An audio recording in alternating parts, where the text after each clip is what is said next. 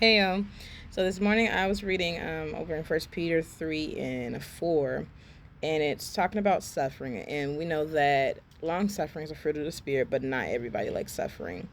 And it tells us to rejoice and be glad when we get to share in the suffering, um, just as Christ did, and to rejoice when you are being, persecuted and all those other things for Christ's sake.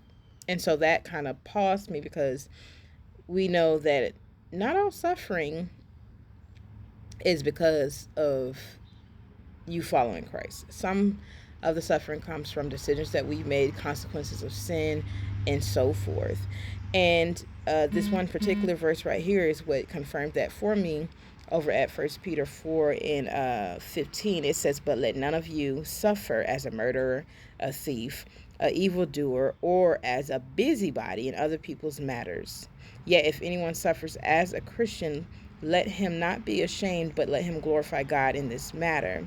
For the time has come for judgment to begin at the house of God. And if it begins with us first, what will the end be for those who do not obey the gospel of God?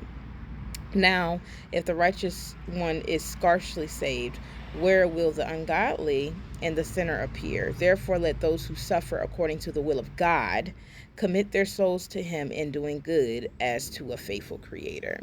So, be mindful and be sure and that the suffering that you're experiencing is not self-inflicted. And what does it look like, to suffer for Christ's sakes? That looks like going through hardship. That looks like being persecuted. That looks like enduring a lot of things, again, for the sake of Christ, because you decide not to go against His truth, but to live it, to believe it, and to walk it. That's what it looks like to suffer for Christ's sake, opposed to suffering for your own.